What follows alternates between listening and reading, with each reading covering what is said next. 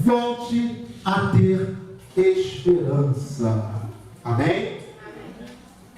A ordem supera o caos. E eu quero começar com um versículo que está lá no livro de Ezequiel. Pode avançar. Ezequiel capítulo 37. Os 2 primeiros versículos dizem assim: veio sobre mim a mão do Senhor. Ele me levou pelo Espírito do Senhor e me deixou no meio de um vale que estava cheio de ossos. E me fez andar ao redor deles. Eram muito numerosos na superfície do vale e estavam sequíssimos. Experiência do profeta Ezequiel, profeta ali contemporâneo do exílio babilônico. E tudo que Ezequiel está agora relatando a sua experiência tem a ver com a falta de esperança do povo de Deus. Eles estavam no exílio babilônico. Aliás, pode avançar, vou falando e o pessoal vai vendo. O exílio babilônico, ele acontece porque o povo de Deus havia deixado a vontade de Deus de lado. Então, eles estavam em um caos. Porque, de um modo geral, os hebreus, eles viviam esse caos. Primeiro, a nação de Israel.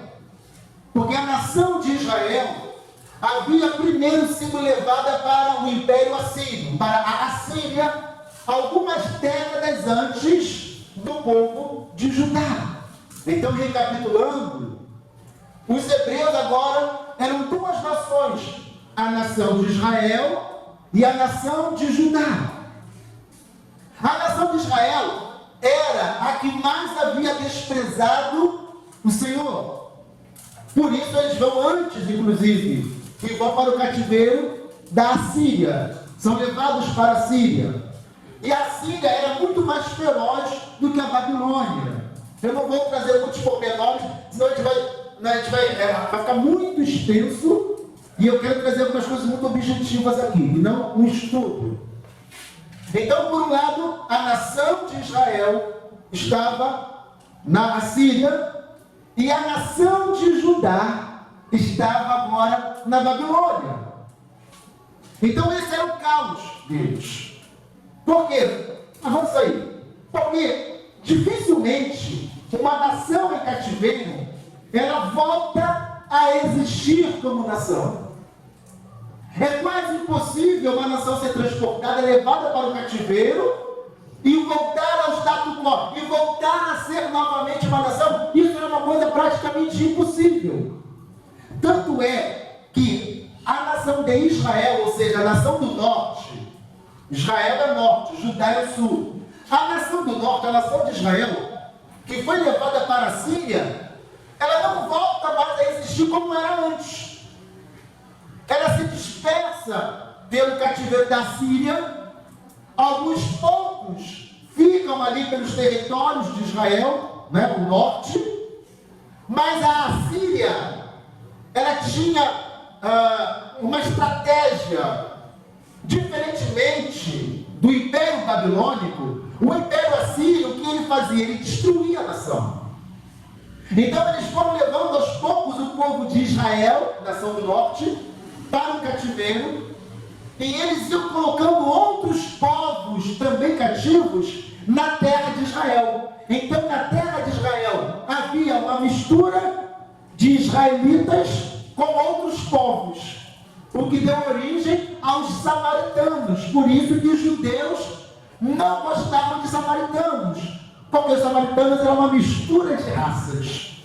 E mais do que uma mistura de raças, havia ali um misticismo, sim, um sincretismo religioso, uma mistura de crenças também. E dá origem lá aos samaritanos. Então a Assíria, ela tinha esse hábito de destruir a característica de um povo. Levava para o cativeiro, os que ficavam eram misturados com outros povos que ali para lá eram levados. E assim ela destruía a característica da nação. A nação deixava de existir. Havia um povo misturado, mas a nação mesmo não existia. Então, por aí você vai ter uma noção que raramente uma nação levada ao cativeiro volta a existir. Mas Judá é levado para a Babilônia e não para a Síria.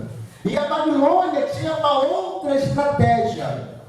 A Babilônia geralmente mantinha a cultura, respeitava a cultura dos povos que ela conquistava. E assim, a nação de Judá podia manter a sua identidade. Eles ficam 70 anos no cativeiro, mas não perdem a sua identidade. Enquanto a nação de Israel, no império da Síria, perde a sua identidade, eles então continuam adorando aos falsos deuses, aos ídolos, aos deuses pagãos, e se acabam. A nação de Judá, no cativeiro, se volta para Deus. Muda a sua postura. E como Deus havia previsto, prevenido e falado, eles ficariam 70 anos no cativeiro da Babilônia. Mas Deus também já havia falado que os tiraria de lá e os traria de volta para a sua terra. Então havia uma promessa. Havia uma esperança, mas como você se agarrar em uma esperança? Assim como eles não acreditaram que o cativeiro seria possível, então como eles acreditariam que o retorno do cativeiro também fosse possível depois de 70 anos? Então eles haviam perdido a esperança por saberem da quase impossibilidade de uma nação em cativeiro voltar a ter a sua identidade novamente como nação. Pode avançar.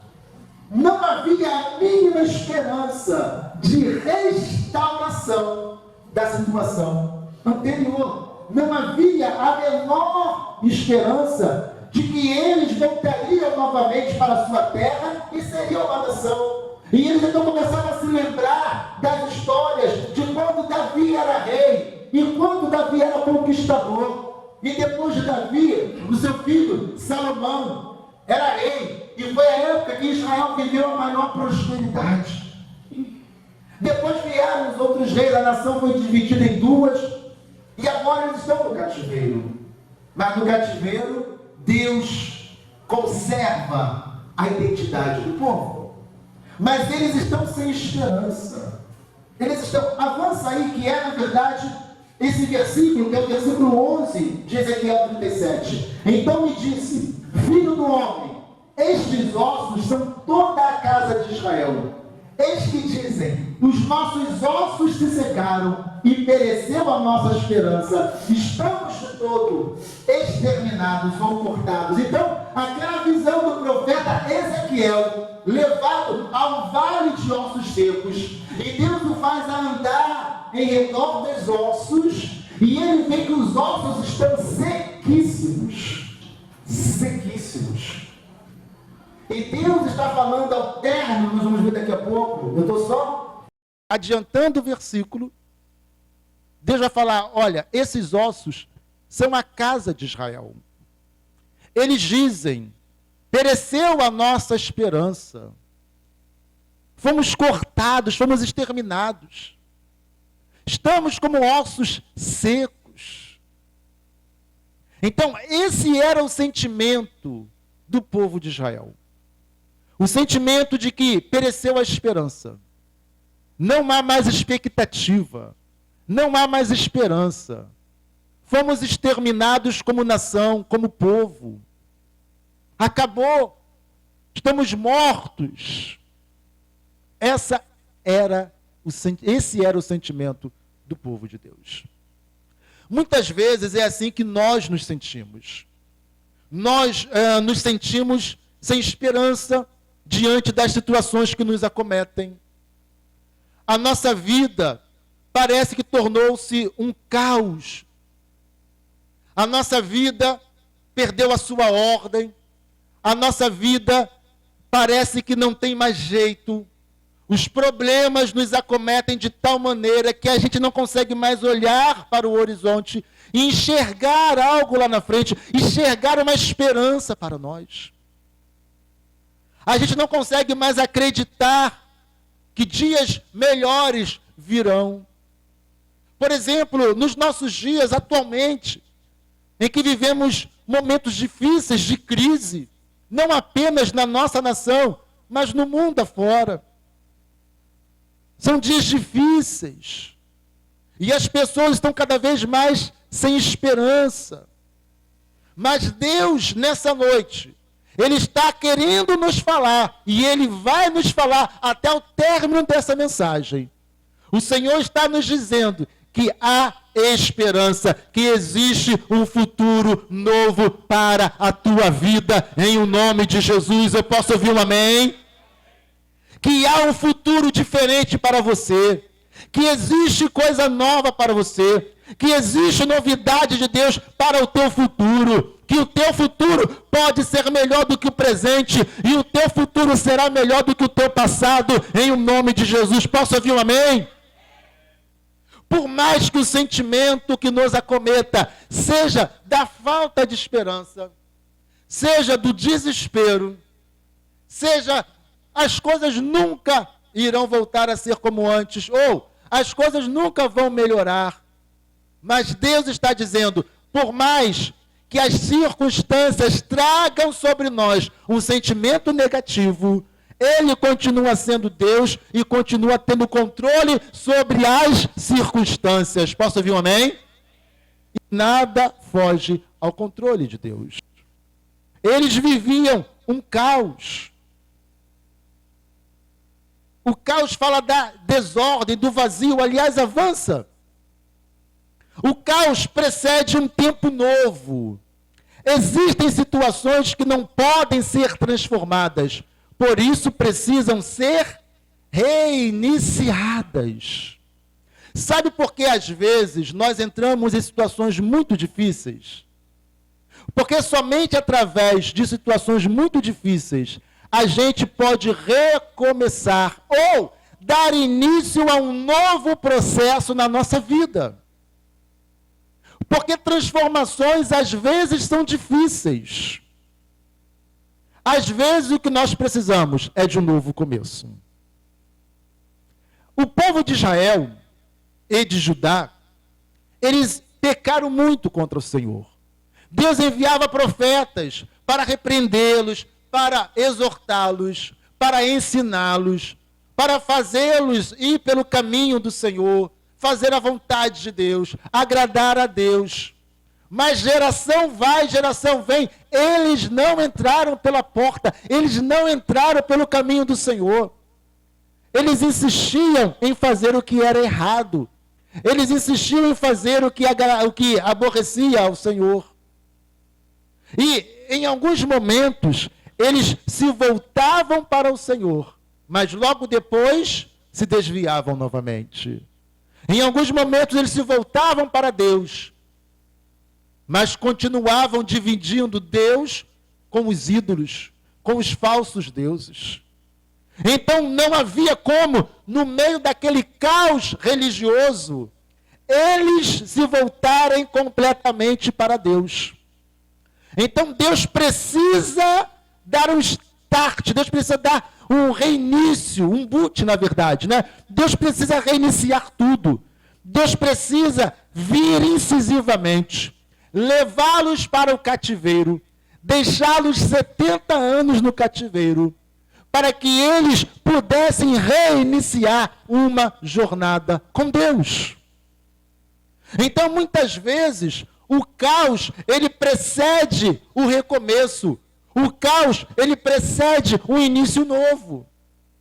Se a tua vida tem sido afetada negativamente por problemas, situações difíceis, é porque Deus quer fazer algo novo na tua vida. Deus quer começar algo novo. Deus quer que você rompa com o velho. E Deus quer que você comece algo novo. Amém ou não amém? É interessante que a maioria das pessoas bem-sucedidas nesse mundo tornaram-se bem-sucedidas a partir de um caos. A partir de uma experiência negativa, amarga, uma experiência ruim, dolorosa, de perda, de derrota, de fracasso. E no meio desse fracasso, dessa dor, dessa perda, dessa desordem, surgiu algo novo. Amém ou amém? A maioria das pessoas bem-sucedidas são bem-sucedidas a partir de um caos. Quando a gente sofre uma perda, uma dor, um momento difícil, a gente para, a gente repensa, a gente procura soluções. É interessante como quantas pessoas, nesses últimos 2 anos, passaram a empreender, porque não havia emprego. Então elas passaram a empreender, a serem donas do seu próprio nariz financeiramente falando. Muitas pessoas tornaram-se empreendedoras, tornaram-se empresárias a partir do desemprego, a partir da desordem, a partir do caos. Amém ou não amém? E quase que diariamente nós estamos conhecendo histórias de pessoas que do caos, da perda, da desilusão, da frustração, do sofrimento, se reergueram e começaram do zero e partiram para uma novidade, para algo novo. Então, geralmente, o novo vem a partir do caos, a partir das dificuldades. Na minha vida, foi assim em algumas áreas, inclusive a financeira. Foi no meio da dificuldade financeira que eu dei início a um projeto que me abençoou financeiramente. Amém ou não amém? Então nós precisamos aprender e deixar Deus trabalhar no caos da nossa vida. Amém ou não amém? E trazer Deus para que Ele ponha ordem no caos da nossa vida. Então existem situações que não podem ser transformadas. O povo de Israel e de Judá especialmente, não se tornariam fiéis ao Senhor, a menos que tivessem que começar do zero. Então o cativeiro, ele vem e traz uma cisão, uma separação entre o antes e o depois. A experiência era tão amarga que a partir dali eles se voltariam para o Senhor, como de fato fizeram. Como de fato aconteceu após o exílio da Babilônia. Avança aí. Então, exemplos na Bíblia. O dilúvio. Então Deus olha para a terra e vê que o homem tornou-se mau, de tal maneira que Deus precisa agora dar um boot. Deus precisa agora enviar o dilúvio, derramar o dilúvio, zerar a cultura humana, zerar a cultura de pecado do homem. E através de Noé, então, Deus reinicia a humanidade na expectativa de que o homem agora andasse na direção certa. Porque do jeito que estava, não dava, não era possível que o homem se voltasse para Deus. Então o dilúvio vem e faz uma cisão, e divide entre o antes e o depois. Sodoma e Gomorra, a mesma coisa. A diferença é que para Sodoma não havia um projeto de recomeço. Mas Deus decide destruir e acabar com a cultura, porque a cultura de Sodoma e Gomorra era tão pervertida que Deus fala, vou acabar com essa cultura. E Deus destrói Sodoma e Gomorra com seus habitantes, para dar um fim àquela cultura perversa e pervertida dos sodomitas. E assim também nós temos a escravidão no Egito, quando os descendentes de Abraão vão para o Egito, quando José ainda era governador, porque havia fome na terra, mas aquele faraó morre, assim como José também morre, e o faraó que se segue e os demais não honraram o que José fez pelo Egito, e eles começam a escravizar os descendentes de Abraão na terra do Egito. Mas é a partir daquela experiência de 400 anos, que na verdade foram 430 anos, que eles saem do Egito para dar forma a uma nação. Eles entram ali como um povo, eles entram ali como um grupo de pessoas, juntamente com Jacó, mas eles saem dali como uma nação, a nação que conquistaria a terra prometida. E a experiência do Egito era necessário para que eles tornassem unidos, para que eles fossem um único povo.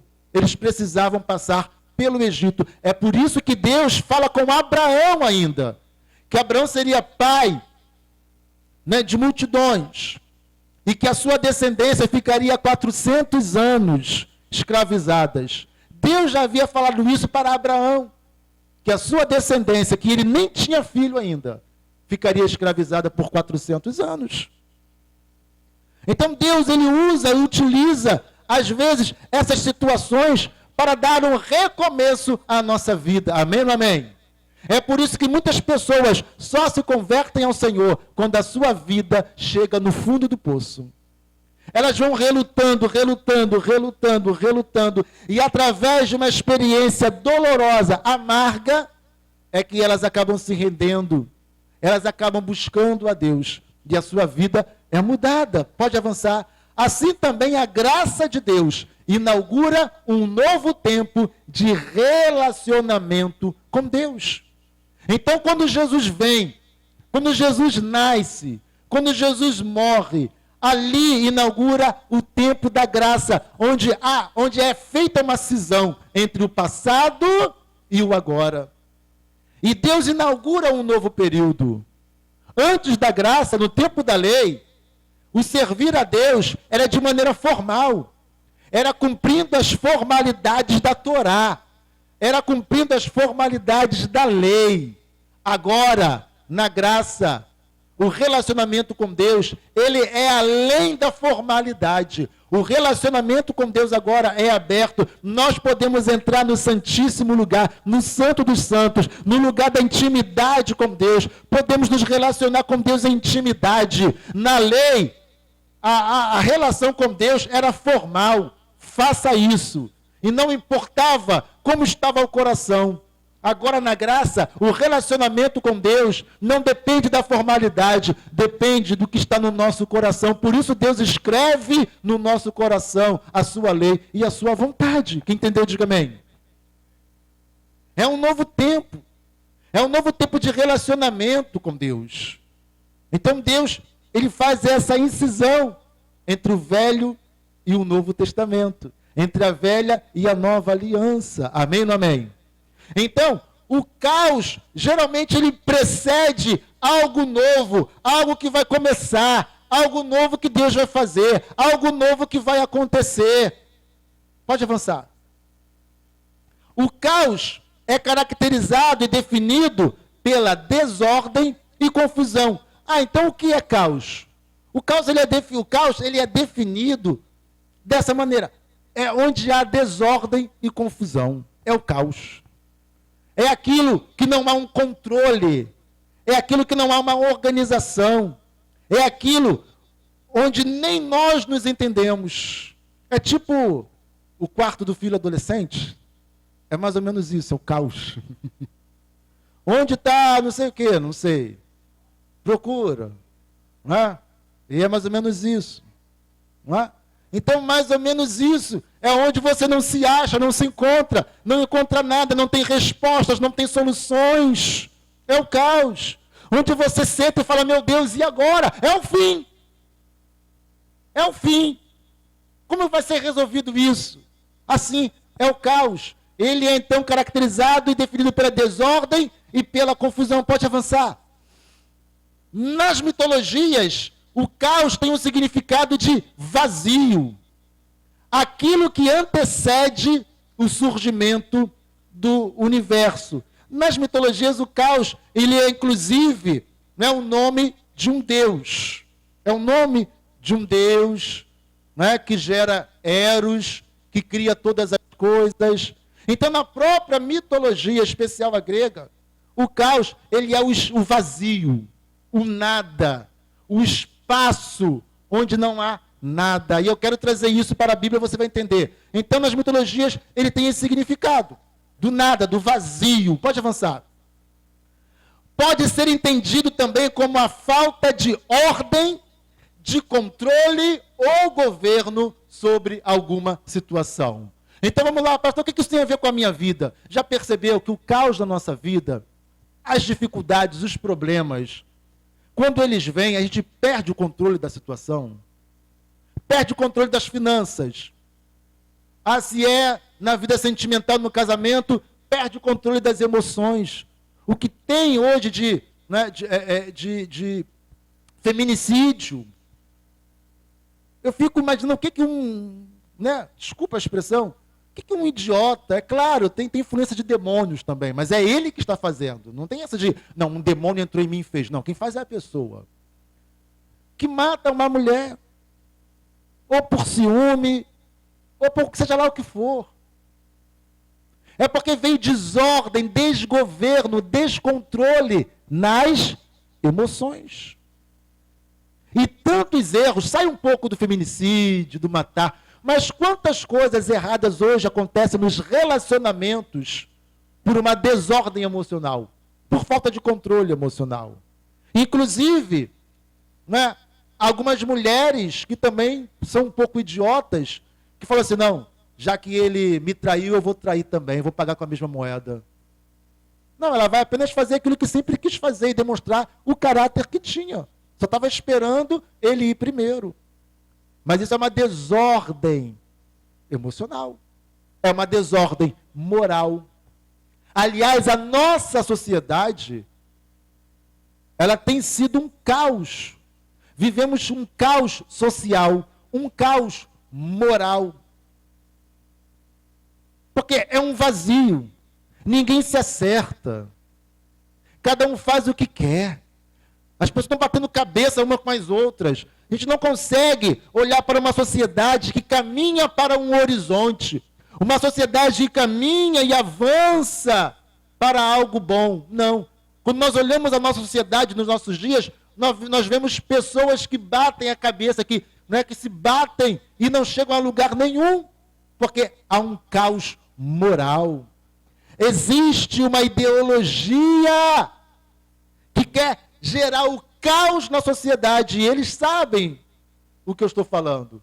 Porque quando você gera o caos, como nós falamos, o caos precede uma coisa nova.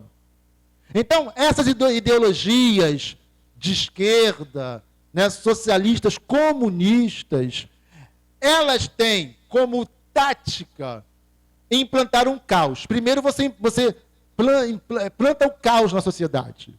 O caos na família. Por isso que há tanto apoio nas questões sexuais, no homossexualismo, porque você destrói a família. Você derruba, você destrói a família. Destruindo a família, você já acertou o coração da sociedade, porque a família é a célula primeira, matre da sociedade. Então desconstrói-se a família. E aí desconstrói-se a sociedade. E quando você começa a desconstruir valores, você deixa as pessoas vulneráveis. Porque uma sociedade organizada, então vamos lá, o caos pode ser entendido como falta de ordem, falta de controle, falta de governo. Então, quando você tem ideologias que ficam incentivando a desordem, a falta de controle, faz o que você quiser, não dê satisfação a ninguém tem nada a ver com a tua vida. Olha, todos são obrigados a aceitar o que eu faço, o que eu quero, o que eu penso, a minha ideologia. E eles querem ir desconstruindo valores milenares, valores que conservaram a espécie humana até os dias de hoje. Valores que conservaram a sociedade até os nossos dias. Eles querem desconstruir esses valores milenares para gerar um caos, onde ninguém se entende, onde tudo é relativizado, onde tudo torna-se relativo. E no relativismo não existe ordem, porque cada pessoa tem o seu próprio valor, cada pessoa tem o seu próprio julgamento de valores. Cada pessoa julga de acordo com a sua própria cabeça. Se você achar que isso é errado, problema é teu. Eu acho que é certo e pronto. Se você achar que tem que ser assim, eu acho que tem que ser de outra maneira, o outro de outra maneira, o outro de outra maneira, e aí há uma desordem, um desgoverno, um descontrole. O nome disso é caos. Você está conseguindo enxergar os nossos dias? Estamos à beira de um caos, onde tudo é relativo. Tudo é relativo, com uma diferença. A ideologia de esquerda, ela, em nome de uma liberdade, ela quer ditar as regras. Ela quer valer-se de uma expressão chamada minoria. Minorias. E com essa expressãozinha, ela começa a ditar as ordens. Todos são livres para fazer aquilo que nós, de ideologia esquerda, achamos o que é certo. O que vocês acham que é certo não importa, porque vocês são opressores. Então, a esquerda que antes dizia, ora, né, os ricos oprimem os pobres. Agora não é mais os ricos que oprimem os pobres, porque já está mais do que provado, né, que o socialismo fracassou no mundo. Fracassou no mundo. Então agora o que eles fazem?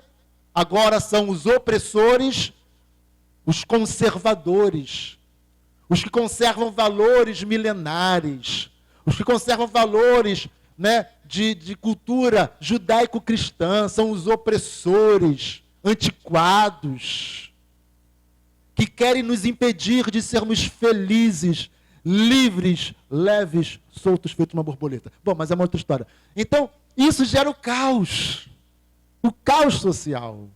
Libera droga, libera aborto, libera não sei o que, cada um faz o que quer. E cada um é responsável pelos seus atos. Isso não é verdade. Isso não é verdade. Todos nós precisamos ser tutelados. Todos nós precisamos de liderança. Todos nós precisamos de regras. Todos nós precisamos de ordem. Porque se não houver ordem, o ser humano se perde. E foi o que aconteceu com Sodoma e Gomorra. Foi o que aconteceu com o mundo pré-dilúvio. Onde não há ordem, não há controle, onde há desgoverno, a sociedade não se sustenta, não se mantém. Mas aí essas ideologias querem implantar a desordem, o caos, porque eles dizem que tem a solução. E é óbvio que não tem. Estão enganando ou tentando enganar os mais bobos, especialmente os mais jovens, os adolescentes, os inexperientes. E tem conseguido algum resultado nisso. Mas a igreja, ela está aqui para lutar até o fim. Amém ou amém? E vamos lutar. Então, isso é o caos. Pode avançar. Então, lá em Gênesis, no primeiro versículo da Bíblia, Gênesis capítulo 1, versículo 1, a Bíblia vai dizer: no princípio criou Deus os céus e a terra. Ponto. No início Deus criou o céu e a terra. Ponto. Passado alguns milênios, milhões, não sabemos quanto tempo, e a terra era sem forma e vazia, e havia trevas sobre a face do abismo. O nome disso é caos. Então, na própria mitologia, eles vão dizer que o caos é o vazio, é o nada, é aquilo que separa os céus da terra. É o caos, é o vazio, é a escuridão, são as trevas. Então, a terra era sem forma e vazia, e havia trevas sobre a face do abismo, mas lá estava o Espírito de Deus se movendo sobre a face das águas. Então, tudo era um caos, mas sobre o caos havia o domínio do Espírito de Deus. Posso ouvir um amém? Não importa qual seja o caos da tua vida, o Espírito de Deus paira sobre este caos para gerar uma transformação. Posso ouvir um amém? A terra era sem forma, era vazia, era um caos, mas lá estava o Espírito de Deus pairando, se movendo sobre a face do caos, sobre a face do abismo. E disse Deus: haja luz. E houve luz. Pronto. Aquilo que era caos começa a ter ordem, porque havia um comando. Amém ou amém? Havia uma ordem, um comando. Haja luz. E houve luz. A luz se acende. E Deus começa a chamar à existência todas as coisas. E a terra começa a ganhar forma. E as águas vão se ajuntando e vem terra. E Deus vai fazendo, dando forma. O caos cede para que haja agora a ordem de Deus. Para que a terra agora tenha forma. Para que a terra agora torne-se bela, bonita. Amém ou amém? Não importa qual seja o caos que esteja a tua vida, o Espírito de Deus paira sobre esse caos, ele paira sobre a tua vida para colocá-la em ordem, em nome de Jesus. Haverá ordem na tua vida, por isso você pode ter esperança, porque Deus não perdeu o controle de nada, Deus tem o controle de todas as coisas, por maior que seja o caos, o Espírito Santo paira sobre ele, pronto para colocar ordem. Aleluia. Glória a Deus, pode avançar. Então me disse, agora voltamos ao profeta Ezequiel. Ao profeta Ezequiel que foi levado pelo Espírito a um vale de ossos sequíssimos. E eles eram sequíssimos, espalhados, desordenados. Era um caos, era uma bagunça aquilo ali. E Deus pergunta para ele, filho do homem, esses ossos sequíssimos podem reviver? Senhor, tu sabes. E Deus fala, profetiza a esses ossos e diz-lhes, eu farei entrar em vós o Espírito e vivereis. Mais uma vez, a visão do caos era um vale cheio de ossos. Não era meia dúzia de ossos, era cheio de ossos e ossos sequíssimos espalhados. Não eram esqueletos, eram ossos espalhados. Não eram esqueletos deitados, eram ossos espalhados. Era um caos. Um caos. E Deus fala para Ezequiel, profetiza. Profetiza vida. Haverá vida nesse caos. Haverá vida nessa desordem. Aleluia. Haverá vida. Farei entrar em vós o Espírito e vivereis. Então agora nós vamos ler a partir do versículo 4. Então me disse, profetiza sobre estes ossos e diz-lhes, ossos secos, ouvi a palavra do Senhor. Assim diz o Senhor Deus a estes ossos, eis que farei entrar em vós o Espírito e vivereis. Pode avançar. Você crê que assim será na tua vida? Posso ouvir um amém? Deus traz vida para a tua vida. Deus traz ordem para o teu caos. Deus tem futuro para você. Ainda que você olhe a situação e fale, meu Deus, estou perdido, não há esperança, não há vida. Mas Deus está dizendo, olha, é engano seu, porque eu tenho o controle de todas as coisas. Eu não perdi o controle. Aleluia. Então profetizei como se me deu ordem. E houve o quê? O ruído. Enquanto eu profetizava, e eis que se fez um, e os ossos se achegaram cada osso, e olhei, e eis que vieram nervos, vieram o quê? Sobre eles, e cresceu e estendeu-se sobre eles, por cima, mas não havia neles, mas o que Deus havia dito para Ezequiel? Que Deus daria vida, que eles se levantariam, mas não havia neles vida, fôlego de vida, não havia espírito neles. Deixa eu falar algo para você, preste atenção. Nós falamos que nós falamos que o caos, ele precede algo novo. O caos precede a novidade que virá. Mas para que o caos se encerre, precisa haver ordem, organização, controle, governo. Sabe por que às vezes nós sofremos na vida? Porque nós vivemos a vida sem ordem, de maneira desorganizada. As pessoas se casam sem nenhuma ordem, nenhuma organização. As pessoas não planejam o casamento. Aconteceu por acaso, a gente caiu junto, vamos morar junto, e se der certo deu, não der, não deu. O nome disso não é casamento. O casamento é, eu me associo, né? Eu me associo no sentido de, eu me aproximo de uma pessoa, E nós temos sonhos em comum, planos em comum, projetos em comum. E vamos viver a nossa vida em comum, realizando alguma coisa. Realizando propósitos na vida. Amém ou não amém? E você escolhe a pessoa com a qual você quer se associar para realizar o seu propósito de vida. Casamento não é um acaso de duas pessoas que se conhecem, que se deitam e falam, pô, vamos morar junto agora? Traz a tua escova de dente para cá que eu já tenho a pasta. Não é? E aí começam a acordar e a dormir junto todos os dias. Aí daqui a pouquinho fala, eu enjoei da tua cara, que tu é muito chata. Não é? E ela fala, ainda bem, porque mais chato é você. Vai para o inferno. E o cara fala, vai para o inferno? Não, eu já estou no inferno, eu vou sair dele. E aí fica aquela discussão toda, não é? E ela fala, por que tu não... É porque minha mãe não veio morar aqui ainda, senão você ia conhecer Satanás. E aí fica esse negócio todo, não é? Porque não havia nada planejado. E eles chamam isso de casamento. Aí sabe o que acontece? Eles saem dali, e o que acontece lá na frente?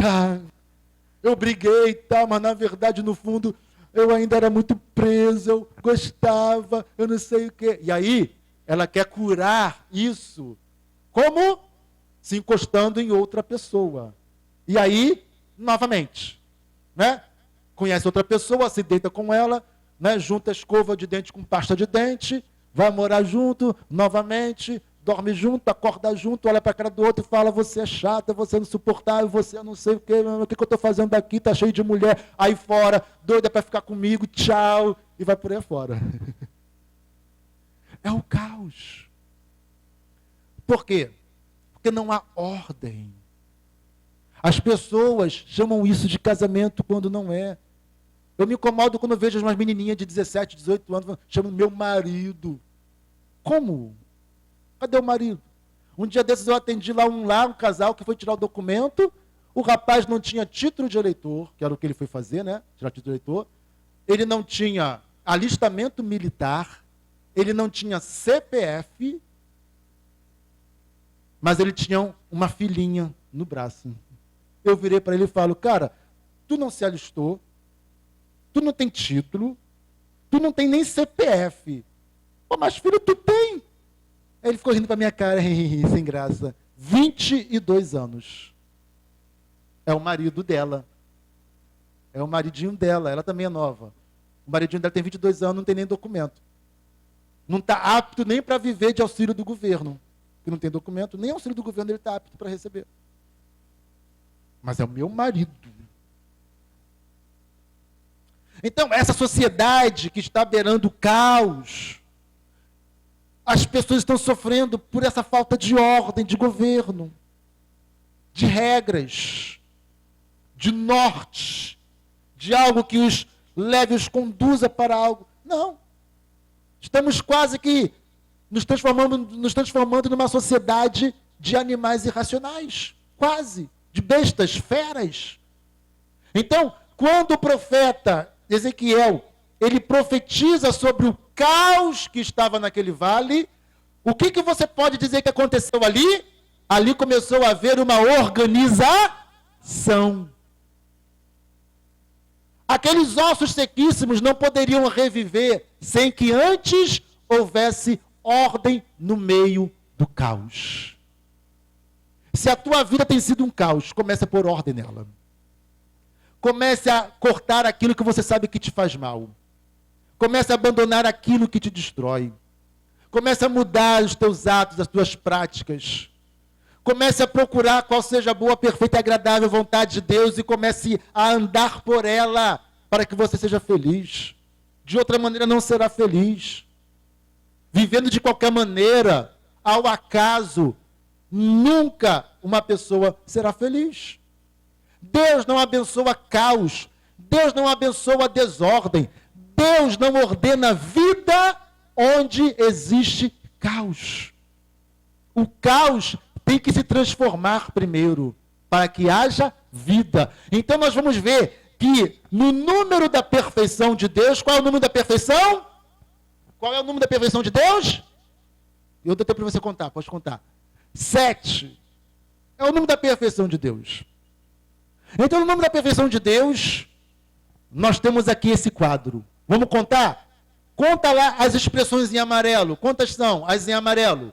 Ruído, rebuliço, organização de ossos, estendimento de nervos, carne e pele. Pastor, são 6, não deveria ser 7? São 6.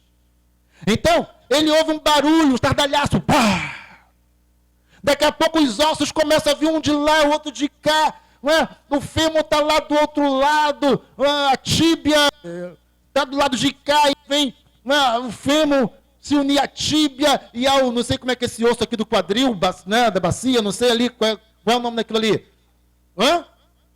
É o rádio, a televisão, esse negócio todo, e aí vai se unindo tudo ali, então é um rebuliço que está acontecendo, porque o barulho e o rebuliço estão antecedendo a organização.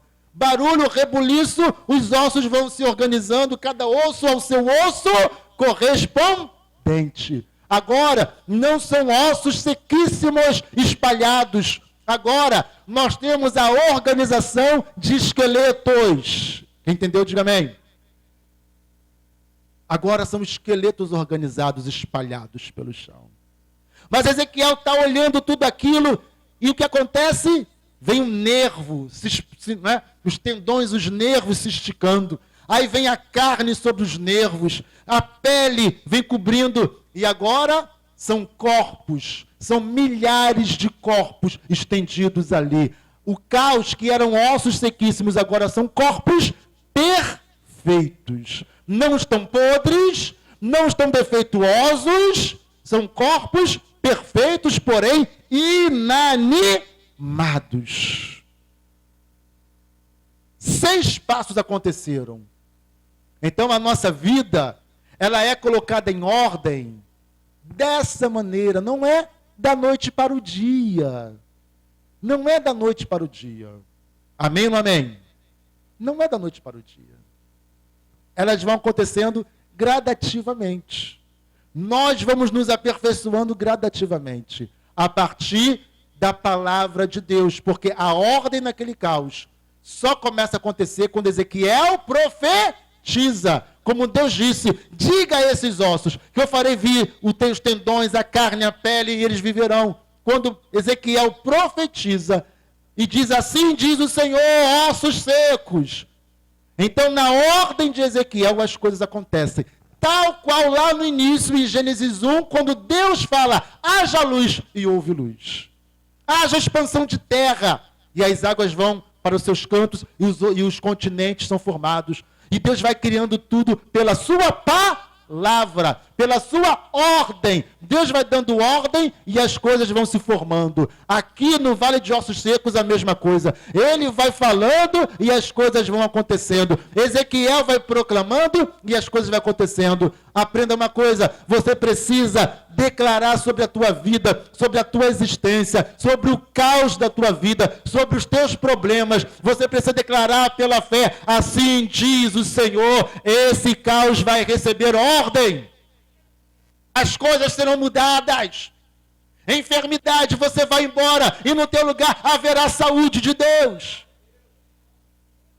Miséria, eu não te aceito, vai embora, porque eu sirvo a Jeová Jireh, o Deus que provê todas as coisas para mim. Ele é o Deus que me prospera. Vivemos pela fé. Deus disse, o meu justo viverá pela fé. É pela fé que nós declaramos. É pela fé que nós nos movemos e começamos a declarar e a pôr ordem no nosso caos, em nome de Jesus. Amém ou não amém? Faltava o fôlego de vida.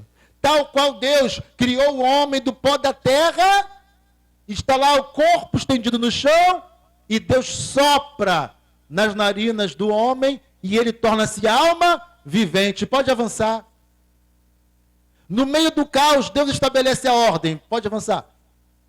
Deus nos dá autoridade e governo para, em seu nome, mudar situações. Eu coloquei os versículos aí depois disso. Botei, avança aí.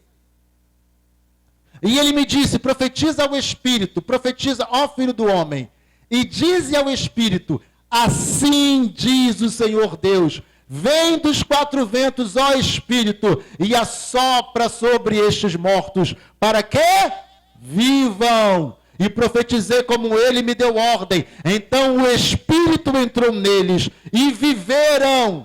E se puseram em pé o quê? Um exército grande em extremo. Era um exército grande em extremo. Não eram apenas um povo fraco, um povo debilitado. Não eram apenas pessoas fragilizadas, mas dos ossos sequíssimos Deus fez surgir um exército, um grande exército. Guerreiros surgiram de ossos sequíssimos. Deus muda radicalmente a tua vida de derrotado, inerte, osso seco, para um guerreiro, para uma guerreira que vence todas as batalhas da vida. Posso ouvir um amém? Sobre você nessa noite vem o poder de Deus, na tua vida nessa noite vem o poder de Deus e vai colocar ordem na tua vida e vai te fazer levantar e vencer as batalhas da tua vida, vencer as dificuldades desse tempo, em o nome de Jesus. Posso ouvir um amém? Amém. Então se coloque de pé nessa hora em nome de Jesus. Tem mais alguma coisa? Aleluia, se coloque de pé nessa hora diante do Senhor, em o nome de Jesus. Aleluia, diga eu posso vencer. Diga eu sou vencedor. Diga Espírito Santo, vem na minha vida,